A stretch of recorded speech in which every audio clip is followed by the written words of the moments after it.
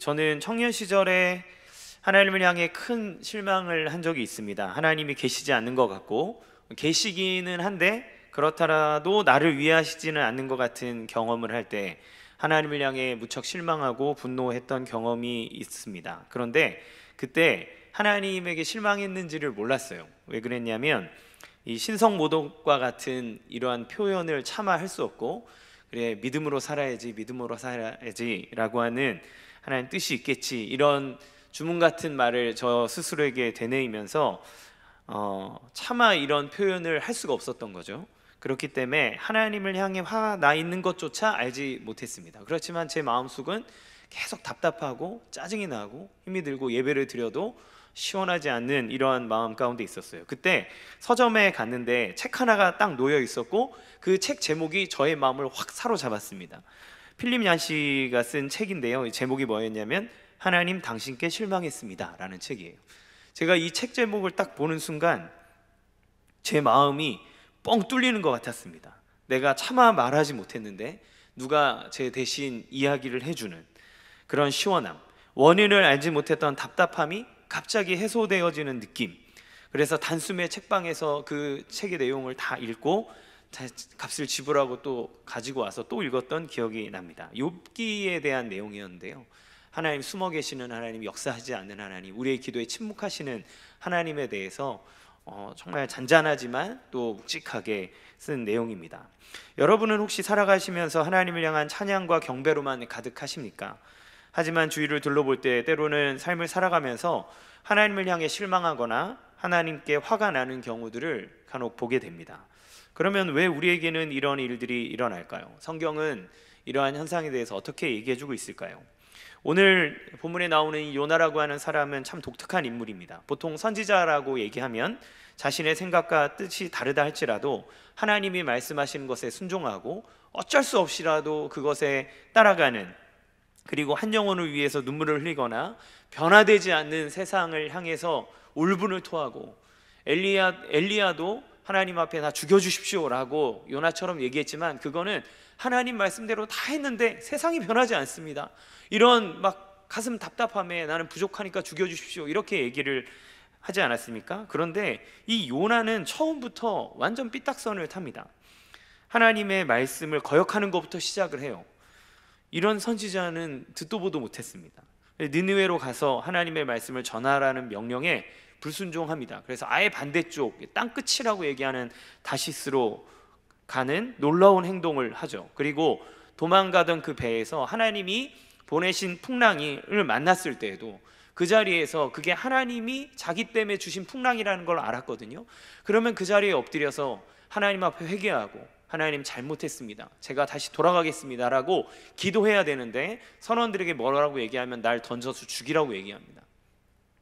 그가 바다에 던져지고 하나님의 명령으로 이 물고기가 요나를 집어삼키게 되죠. 그가 물고기 뱃속에서 거의 그 지옥의 경험을, 죽음의 경험을 하게 될 때, 그때야 비로소 하나님에게 회개하게 됩니다. 하나님의 긍휼을 구하며 기도합니다. 그때 하나님은 물고기를 명령하셔서 요나를 육지에 토해내게 하시죠.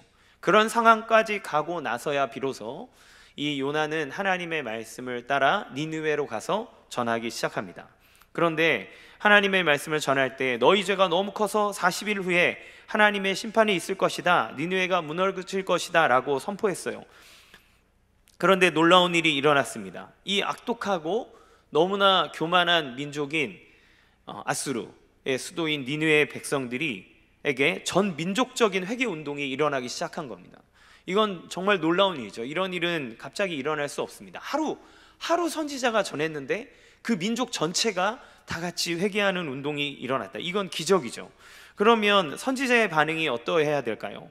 하나님을 찬양하며, 와, 하나님의 말씀의 능력은 이렇게 놀랍군요, 하나님이 죄인을 돌아오게 하시는 주님이십니다 라고 하며 이 민족적인 회개의 기적을 노래하며 간증할 것입니다. 그런데 오늘 요나의 반응은 완전히 다릅니다.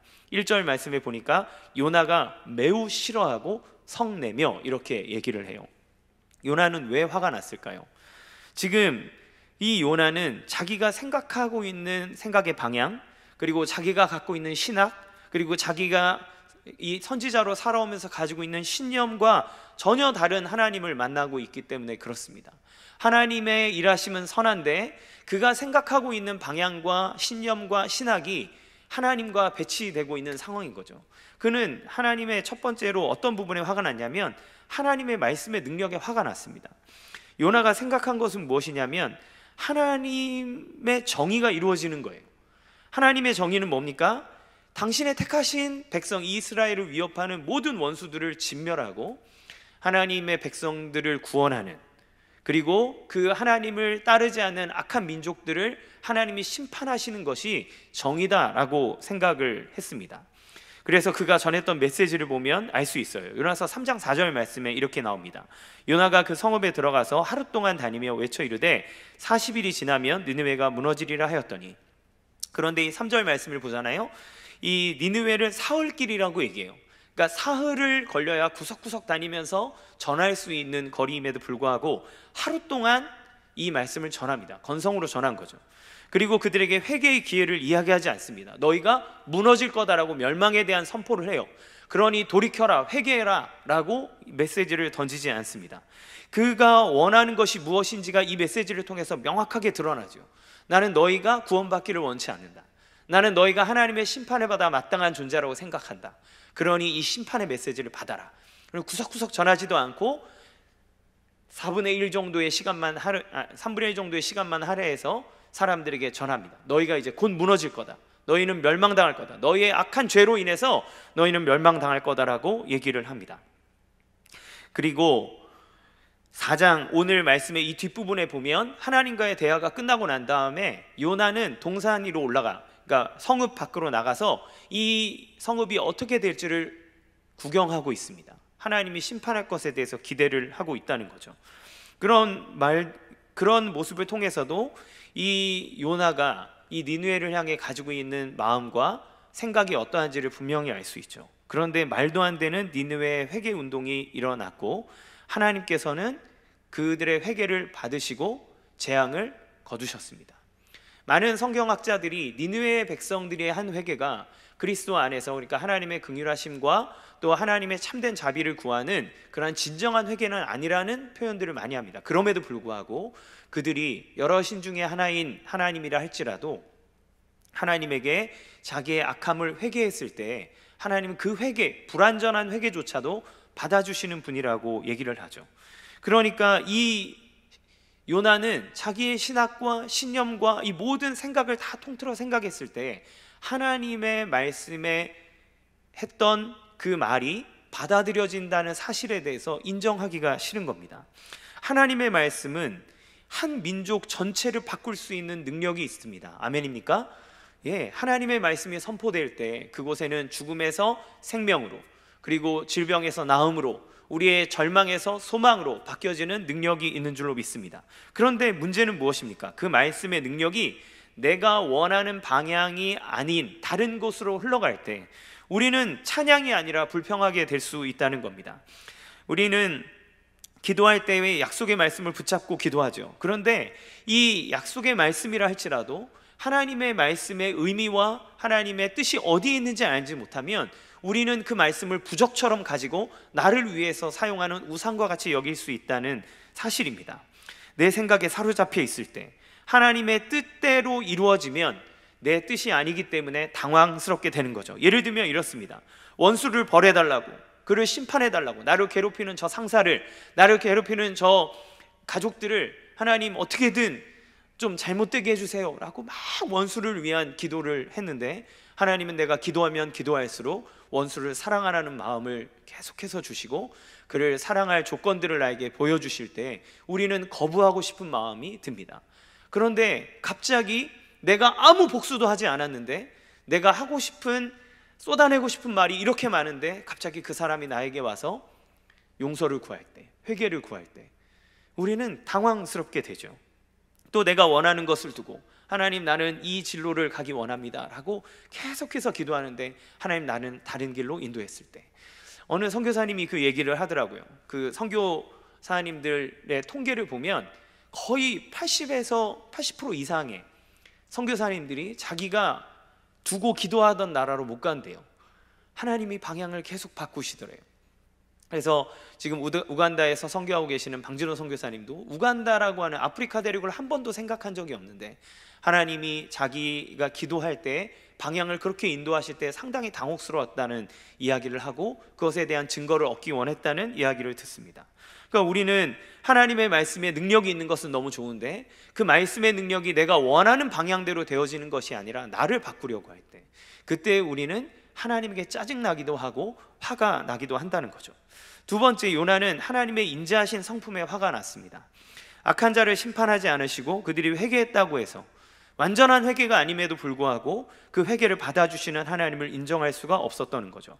하나님은 정의로우셔야 되는데, 공의의 하나님이어야 하는데 악인들이 잠깐 회개했다고 그것을 받아줄 수 있는가 하는 것이 그에게는 상당히 불만스러운 내용이었습니다. 2절 말씀 같이 읽어보겠습니다. 시작. 그하여 이르되 여호와여 내가 고국에 있을 때 이러하겠다고 말씀하지 아니하였나이까. 그러므로 내가 빨리 다시스로 도망하여 싸우니 주께서는 은혜로우시며 자비로우시며 노하기를 더디하시며 내가 그시사 뜻을 돌이켜 재앙을 내리지 아니하시는 하나님이신 줄을 내가 알았음이니이다. 이 말씀은 요나가 왜 처음에 하나님의 말씀에 불순종해서 다시스로 도망했는지에 대한 이유를 얘기해 줍니다. 1장에 도망가는데 그 얘기가 이제 4장에 나오는 거예요. 그러니까 이 얘기는 뭐냐면 요나가 하나님 내가 이렇게 할 줄 알았다는 거예요. 하나님 당신은 참 인자하시고 은혜가 너무너무 많으셔서 내가 이 꼴을 보게 될 줄 알았습니다. 근데 그래서 도망간 겁니다. 하나님이 이 백성조차도 구원할 거를 내가 알았기 때문에 그래서 나는 그 꼴 보기 싫어서 하나님 내가 도망간 겁니다. 하나님, 이렇게 지금 하나님에게 따지는 거예요. 여기서 알았음이니이다 라고 할 때 이 알다라고 하는 단어는 하나님을 인격적으로 아는 거에 쓰는 단어입니다. 그러니까 그냥 안다, 머리로만 안다는 게 아니라 하나님을 경험하는, 하나님을 인격적으로 안다는 의미로 쓸 때 쓰는 단어예요. 그러니까 요나는 하나님의 부르심받은 선지자잖아요. 그러니까 선지자로서 그는 하나님을 알고 있어요. 지식적으로도 알고 있고 인격적으로도 알고 있습니다. 그래서 하나님은 인자하시고 하나님은 은혜로우시고 노하기를 더디하시고 언제든지 회개할 때 용서를 받아주시는 하나님이라는 것을 알았습니다. 그렇게 그는 하나님의 말씀에 불순종할 수 있었고 그가 죽음의 고통 속에 있을 때 하나님의 긍휼을 구했고 그 하나님의 긍휼을 경험하는 사람이었죠. 자, 그런데 자기가 하나님을 경험하고 하나님을 알았음에도 불구하고 이런 반응이 나온다는 게 너무너무 신기하지 않습니까? 왜 그럴까요? 왜 이런 일이 일어날까요? 우리가 자신의 기준에 부합하신 하나님이 싫은 겁니다. 요나는 그런 하나님이 너무너무 좋아서 하나님을 섬기고 믿고 따르지만 자기의 생각과 하나님이 배치될 때 나타나는 하나님의 인자하심은 너무너무 싫은 거예요. 내가 생각하는 방향과 방식의 응답이 아니라면 그것이 하나님의 선하신 뜻이라 할지라도 나는 화가 난다라고 지금 요나는 얘기합니다. 요나의 생각에는 이스라엘 이외에는 하나님의 은혜를 받을 자격이 없다고 생각한 거죠. 그 자신이 자신의 민족이 은혜로 택함받았다는 사실을 알고 있었지만 잊어버렸고 이미 그것은 당연한 당신의 특권이 되어서 하나님, 우리 민족만 은혜를 줘야 되는 건 아닙니까? 왜 저 악한 민족을 하나님 구원해 줍니까? 라고 하나님에게 반문하는 거죠. 하나님의 사랑과 긍휼을 받을 자격과 조건이 자기들에게 있다는 이 잘못을 범하고 있는 겁니다. 그러니까 요나는 하나님을 섬기고 하나님을 경험한 사람이었지만 그가 가지고 있는 마음의 우상, 자기의 신념과 자기의 민족을 사랑하는 민족주의와 자기가 생각하는 신학의 개념 아래 하나님의 인자와 긍휼과 하나님의 능력을 박아두었기 때문에 하나님의 사랑이 그의 마음속 깊이까지 뿌리 내릴 수 없었고 그는 하나님이 베푸시는, 나에게 베풀어 주셨던 인애와 사랑이 내가 원치 않은 방향으로 갔을 때 하나님을 향해 분노하는 모습을 보게 되는 것이죠. 이것은 무엇을 얘기해 줍니까? 우리가 경험적으로 주님을 알고 있다 할지라도, 내가 능력과 하나님의 능력과 하나님의 은혜를 체험하고 있다 할지라도 우리의 신앙의 인격이 하나님 앞에 모든 것을 다 내어드리지 않는다면 우리는 언제든지 하나님을 도구로 사용할 수 있는 그런 존재라는 겁니다. 그 우상이 하나님 앞에 드려지지 않고 여전히 내 자리에 머물러 있을 때 하나님의 은혜에 감격하다가도 내 마음에 원치 않는 것이 들어오면 하나님을 향해 짜증나하고 하나님에게 화를 품게 하고 하나님을 신뢰하지 않는 일이 우리의 인생 가운데 발견된다는 것을 보게 되죠. 세 번째, 요나는 더 크고 넓은 하나님의 뜻에 화가 났습니다. 요나의 생각은 이스라엘 범주를 넘어서지 못했습니다. 하나님이 택한 백성 이스라엘, 이 백성만이 하나님의 택함을 받았고 하나님의 구원을 받을 자격이 있다라고 생각을 했어요. 그러나 하나님은 온 세상을 바라보고 계셨습니다. 니느웨는 하나님의 받은 백성이 아니기 때문에 멸망받아 마땅하다라고 요나는 생각했지만, 하나님은 범죄하는 이스라엘 백성을 거두어 주셨듯이 회개하는 니느웨 백성을 하나님은 거두기 원하셨습니다. 요나는 민족주의, 자기 민족을 사랑하는 그 민족주의 안에서 세상을 바라봤지만 하나님의 생각은 전 우주적이라고 하는 것을 하나님 말씀하시는 거죠. 우리의 생각은 너무너무나 근시안적입니다. 우리는 우리의 것만을 생각해요. 그러나 기억해야 됩니다. 우리가 살아가는데 역사하시는 하나님의 모든 역사는 하나님이 전 우주적으로 생각하실 그 역사의 굴레 안에 포함되어져 있다라고 하는 겁니다. 자, 그러면 우리는 그렇게 생각하죠. 하나님, 이 큰 역사만을 생각하신다면 하나님에게 나는 뭡니까? 그런데 여러분, 놀라운 사실은 무엇인지 아십니까? 하나님이 그 놀라운 역사의 굴레를 흘러가는 과정 속에 나를 생각하신다는 거예요. 나를 빼고서 하나님이 전 우주적인 역사를 흘러가게 하지 않는다는 것입니다. 저에게 이제 5살짜리 딸이 있습니다. 그 딸 아이에게 이제 막 태어난 지 2달밖에 안 된 동생이 있어요. 이 동생이 태어남으로 인해서 얘는 혼자 독차지하던 엄마 아빠의 사랑을 이제 나눠야 되기 시작합니다. 그래서 자기가 엄마랑 자고 싶은데 동생이 엄마한테 안겨자고, 아빠랑 놀고 싶은데 아빠가 아기를 안고 있고 그러면 짜증을 막 냅니다. 왜 나만 맨날 아빠는 우주만 안고 있어, 막 이렇게 얘기를 해요. 그런데 그거 아십니까? 저는요, 저의 아내와 제가 둘째를 계획하고 하나님 앞에 기도할 때 제일 먼저 고려한 대상은 첫째 은유였어요. 이 아이를 생각할 때 또 둘째 아이를 갖는 것이 더 선한 것이냐 좋은 것이냐, 그리고 둘째 아이도 마찬가지죠. 이 아이가 태어났을 때 하나님께서 주시는 은혜 아래 이 아이가 행복할 것이냐 아니냐를 두고 기도하며 결정합니다. 부모가 가정에서 일어나는 일을 결정할 때 그 아이를 염두에 두지 않는 것이 없습니다.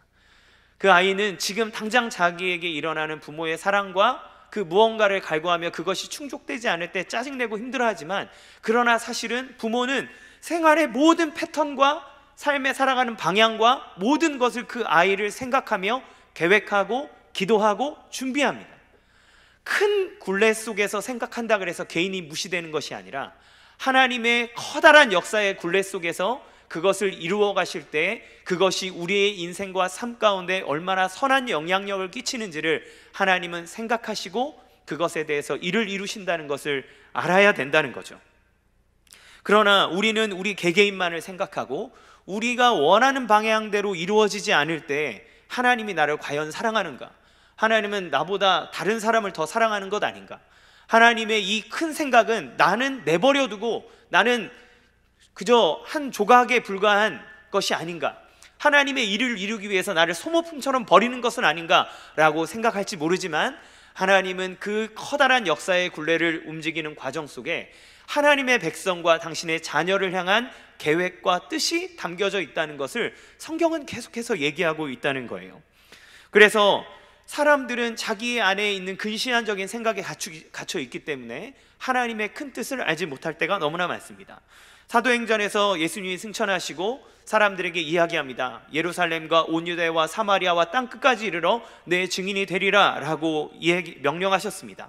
복음의 세계 비전을 얘기해 주신 것이죠. 그러나 초기의 그리스도인들이 함께 모여 그들에게 부흥을 주셨을 때 그들은 유대인 이외에는 복음을 전하지 않았습니다.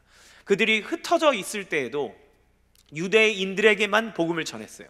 그러나 하나님은 고넬료를 통한 베드로의 환상을 통해서 이방인들에게 복음이 전해져야 된다는 것을 알게 하셨고, 이방인의 사도인 바울을 통하여서 하나님이 전 세계 끝까지 당신의 복음이 증거되며 유대인뿐만이 아니라 명목산의 핏줄의 유대인이 아니라 그리스도로 말미암는 자가 아브라함의 자손임을 성경을 통해 선언하셨다라고 하는 겁니다. 우리는 요나와 같이 화날 때가 있습니다. 우리는 그리스도인이라 하나님을 알면서도 하나님의 뜻을 받아들이지 못할 때가 있다는 거죠. 이게 우리의 문제입니다. 하나님이 가지고 계신 큰 비전과 하나님이 우리를 통해서 역사하시고자 하는 놀라운 그림들을 보지 못하고 지금 내 가운데 놓여져 있는 환난과 어려움, 이것 가운데 좌절하거나 하나님은 내 가운데 역사하시지 않는다라고 생각할 때가 많이 있습니다. 여러분, 그리스도인들은 고난을 당합니다. 세상 사람들이 어려우면 우리도 어렵습니다. 왜냐하면 세상 사람들과 우리는 다른 배를 탄 사람이 아니라 이미 한 배 안에 같이 있는 사람이기 때문에 그래요. 그래서 경제적 고난이 있습니까? 우리도 세상 사람도 같이 고난을 당합니다. 전염병이 일어납니까? 우리나 그 사람들이나 다 같은 전염의 위험 가운데 놓여져 있습니다. 하나님은 그 가운데 우리를 두셨어요. 왜 그렇습니까? 하나님이 당신의 백성들, 끝까지 하나님이 택정하신 백성들을 모으기 위해서 우리를 그들 가운데 두셨다는 겁니다. 그리고 그 안에서 함께 그 고난받는 과정 속에 하나님 앞에 간구하며 하나님의 뜻을 구하며 나아갈 때 하나님이 그 모든 고난과 어려움들이 합력하여 선을 이루게 하는 하나님의 능력을 우리 가운데 주신다고 하는 거죠. 그러나 우리의 문제는 요나와 같이 계속 화를 낸다는 데 문제가 있다는 겁니다. 하나님의 뜻을, 하나님이 어떤 분인지를 경험했지만 내 생각과 내 뜻대로 되어지지 않을 때, 이게 언제 가장 많이 나타나나요? 우리가 기도할 때 내가 기도했던 기도의 제목이 내가 원하는 방향과 다르게 나타나기 시작할 때, 내가 나의 자녀를 두고 나의 자녀는 이렇길 원합니다라고 하나님 앞에 구했는데 내 생각과 계획대로 흘러가지 않을 때, 그럴 때 우리는 하나님에게 실망합니다. 하나님에게 화가 납니다. 하나님에게 짜증이 납니다. 때로는 차마 이 말을 못하지만 그러나 우리 마음속에는 그러한 것이 있을 때가 있다는 거죠. 그러나 우리는 우리를 향해 반응하시는 주님께 집중해야 됩니다. 요나가 하나님에게 계속 짜증을 내고 있지만 사실 하나님은 요나를 처음부터 끝까지 그 짜증을 받아주시며 여기까지 왔다는 사실을 기억해야 돼요. 4절 말씀에 이렇게 얘기합니다. 여호와께서 이르시되 내가 성내는 것이 옳으냐? 하나님은 요나를 꾸중하지 않으셨습니다. 그의 생각을 바로잡는 질문을 던져주십니다. 이 말투는 사뭇 탕자의 비유에 나오는 첫째 아들을 향해 내뱉는 아버지의 말투와 비슷하게 느껴집니다. 너에게 다 주지 않았니? 아들은 저 빌어먹을 놈에게 이렇게 베풀어주고 나는 종처럼 부려먹습니까? 라고 짜증내는 그 탕자에게 아버지는 그렇게 얘기하는 거죠. 다 너의 것이 아니냐? 이렇게 반문하지 않습니까? 하나님이 요나에게 그렇게 얘기합니다. 이 말씀은 하나님이 요나를 향해 어떤 은혜를 주셨는지를 생각하게 합니다. 우리는 하나님이 요나를 향해 얼마나 참고 계신지를 보아야 됩니다. 그는 하나님의 명령에 불순종했고 회개하는 듯 했으나 사명을 대충 수행했고 하나님의 뜻을 지지해 주기보다 자기의 뜻과 맞지 않기 때문에 하나님에게 대들은 그러한 엄청난 죄를 지은 사람입니다. 화를 내고 떼쓰고 있습니다. 그런데 하나님은 그에게 타이르고 그에게 계속해서 기회를 주고 죽음에서 건져주시고 그에게 여러 가지 삶의 실물적인 교훈들을 통해 내가 너를 얼만큼 참고 너에게 인애를 베풀며 너의 그 잘못된 모습조차도 받아주는 하나님인지를 요나에게 계속해서 체험시켜주고 있다는 것을 우리는 기억해야 됩니다. 요나는 처음부터 끝까지 하나님의 인자하심과 은혜의 영향 아래 놓여져 있다는 것을 우리는 알 수 있는 거죠. 그리고 하나님의 뜻은 우리가 생각한 것과는 다르지만 그 니느웨 백성을 통해서 하나님이 진짜 변화시키기 원한 것은 그 요나 자신이 아니었을까요? 하나님의 백성을 내가 너를 이렇게까지 사랑하고 저들도 구원하는 내가 너의 삶 가운데 계속해서 은혜를 베풀고 있다라고 하는 것을 하나님은 얘기해 주고 계십니다. 아까 자녀의 이야기를 했는데 저는 자녀를 키울 때 그 아이가 원하는 것을 다 해주지 않습니다. 아버지의 큰 그림으로 그 아이에게 득이 되지 않는 것은 단호하게 노라고 얘기할 수 있습니다. 왜냐하면 지금 노 하는 것이 그 아이에게 눈물을 흘리게 하고 슬프게 하는 것일지라도 그래도 반드시 그 아이에게 선한 것으로 역사할 것을 알기 때문에 저는 때로는 노라고 얘기합니다. 하나님이 우리의 인생 가운데 때로는 기도 제목에 노라고 얘기하심과 우리의 원하는 방향과 다르게 일하심은 하나님의 선하신 계획 아래서 우리에게 가장 좋은 것을 주기 원하시기 때문에 그렇습니다. 그러나 사람은 요나와 같이 내가 생각한 답이 아니면 실망하고 원망하는 모습을 보입니다. 하나님의 더 큰 뜻과 더 좋은 것을 주시려는 계획을 알지 못한 채 말이죠. 여러분, 예수님은 어떻습니까? 그분은 우리 사람들이 생각하는 모든 기준을 벗어난 존재로 이 땅에 오셨습니다. 이사야서 53장 2절에서 3절 말씀 같이 읽어보겠습니다. 시작. 그는 주 앞에서 자라나기를 연한 순 같고 마른 땅에서 나온 뿌리 같아서 고운 모양도 없고 풍채도 없은지 우리가 보기에 흠모할 만한 아름다운 것이 없도다. 그는 멸시를 받아 사람들에게 버림받았으며 강고를 많이 겪었으며 질고를 아는 자라. 마치 사람들이 그에게서 얼굴을 가리는 것 같이 멸시를 당하였고 우리도 그를 귀히 여기지 아니하였도다. 유대인들이 생각하는 메시아는 강력한 군사적, 정치적 메시아여야 했습니다. 다윗처럼 용사여야 했습니다. 그런데 예수님의 모습은 유대인의 뒤통수를 치기에 충분했습니다. 흠모할 만한 것도 없고, 그리고 집안도 좋지 못하고 가난하고 능력이 없어 보이는 사람이었습니다. 낮고 낮은 곳에 오셨습니다. 마국간에 태어나셨습니다. 너무너무나 천한 집안의 자녀로 태어났습니다. 공생애를 사시면서 누리신 것도 아무것도 없습니다. 예수님은 인자는 머리 둘 곳조차 없다라고 얘기하셨습니다. 그래서 선지자는 강고를 많이 겪었다, 질고는 아는 자다라고 얘기하는 거죠. 강고는 가난한 고난이고 질고는 질병의 고통을 얘기합니다. 이런 메시아를 생각이나 했겠습니까? 그런데 예수님은 이런 모습으로 오셔서 모든 유대인들의 기대를 다 깨 부숴 버리셨습니다. 하나님께 화낼 만한 이야기죠. 그래서 사람들은 예수 그리스도를 십자가에 못 박아 죽여버렸습니다. 하나님께 분노한 것이죠. 그러나 예수님은 그 연약한 모습으로 오셨기 때문에 우리에게 얼마나 유익을 주는지 모릅니다. 그는 우리의 가난을 위해 눈물을 흘려주시는 분입니다. 그분은 우리의 질고의 고통을 아시기에 친히 치료하셨고, 그리고 당신의 죽음과 부활하심을 통하여서 우리의 하나님으로부터 떨어짐으로 말미암아 당할 수밖에 없는 모든 고통에서 구원하시는 은혜를 우리에게 주신 것이죠. 요나서는 니느웨조차도 사랑하시는, 온 세상을 사랑하시는 하나님을 말하지만 지금 바로 이 자리에서 하나님을 안다라고 얘기하며 하나님의 뜻에 순종하지 못하는 요나, 즉 우리를 위해 기다리고 가르치시고 눈물을 흘려주시는 주님이 계심을 얘기하고 있다는 것을 기억하기 원합니다. 그러므로 우리는 여전히 나를 받아주시고 기다려주시고 타이르시고 가르쳐주시는 하나님을 믿고 그 하나님의 말씀에 귀를 기울이고 내 뜻에 따라 하나님의 말씀을 맞추는 것이 아니라 하나님의 뜻이 무엇인지를 계속해서 묻는 믿음의 마음을 가져야 하겠습니다. 그리고 내 뜻과 다를지라 할지라도 하나님의 큰 그림 속에서 나에게 가장 선한 것으로 이끌어 주시는 하나님의 계획이 있음을 알고 끝까지 하나님 앞에 간구하며 하나님의 뜻을 묻는 기도의 삶을 우리는 살아가야 합니다.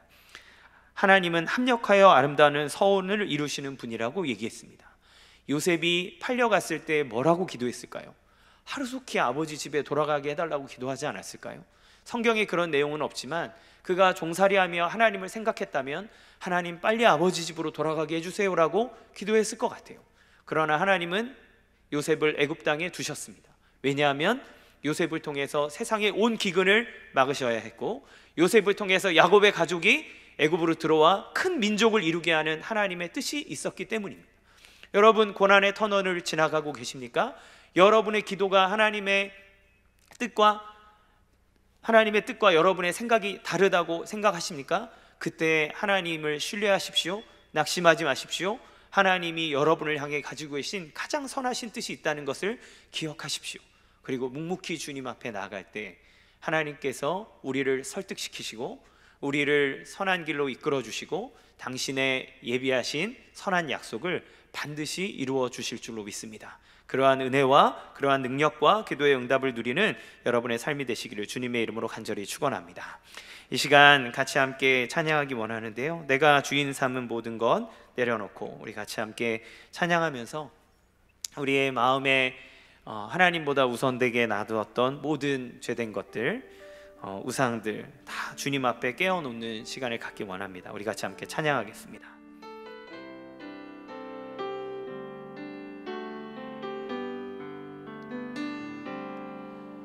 내가 주인 삼을 모든 것 것 내려놓고 내 주 대신 주 앞에 나가 내가 사랑했던 모든 것 내려놓고 주님만 사랑해.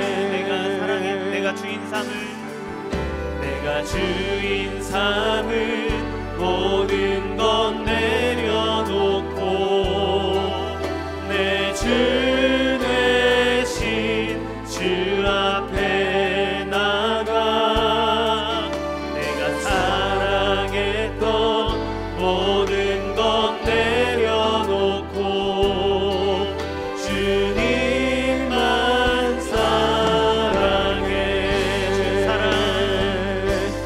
주 사랑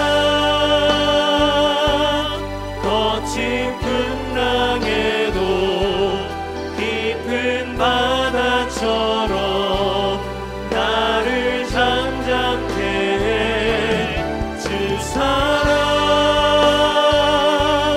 내 영혼의 반석 그 사랑 위에 서리. 내가 주인 삼은 모든 것 내가 주인 삼은 모든 것 내려놓고 내 주 대신 주 앞에 나가 내가 사랑했던 모든 것 내려놓고 주님만 사랑. 다시 한 번 더 우리 가슴에 손을 얹고 찬양합시다. 내가 주인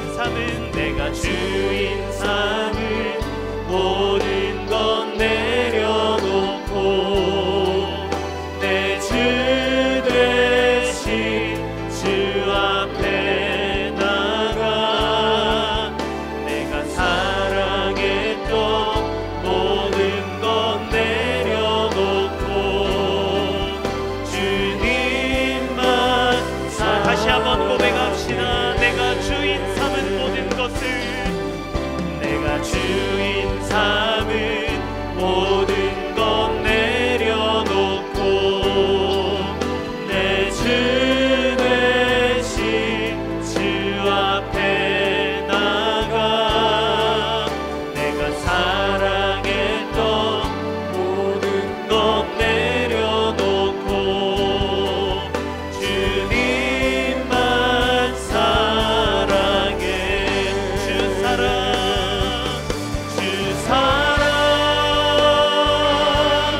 거친 풍랑에도 깊은 바다처럼 나를 잠잠케 해. 주 사랑 내 영혼의 반석 그 사랑 위에 서. 주 사랑 거친 풍랑에도 깊은 바다처럼 나를 잠잠케 해. 주 사랑 내 영혼의 반석 그 사랑 위에 서리. 이 시간 같이 함께 기도 제목을 보고 함께 기도하며 나가도록 하겠습니다. 이 시간 우리가 말씀을 기억하며 회개하며 나가기 원합니다. 내가 가진 기준과 신념 등 하나님보다 앞서 있는 내 마음의 우상을 내려놓게 하여 주옵소서. 나의 생각에 사로잡혀 하나님의 주신 은혜를 기억하지 못하고 누리지 못하는 영적 무지함을 용서하여 주옵소서. 하나님께서 선한 길로 인도하여 주심에도 불구하고 불안해하게 맡겨드리지 못하는 교만을 용서하여 주옵소서. 나를 용서하실 뿐만 아니라 계속해서 성장하도록 기다려 주시며 인자하게 이끌어 주시는 주님의 음성을 듣고 순종하게 하여 주시옵소서. 여러분의 마음속에 있는 하나님보다 우선된 모든 우상들 주님 앞에 내려놓고, 나의 영적인 교만함들 주님 앞에 내려놓고 하나님의 말씀에 순종하게 하여 주시옵소서. 주님의 이끌어 주시고 나를 성장하게 하시고 나를 향해 예비하신 그 은혜를 누릴 수 있도록 주여 나의 연약함과 교만함을 용서하여 주시옵소서. 이 시간 같이 함께 주여 한번 부르고 간절한 마음으로 기도하며 나가도록 하겠습니다. 주여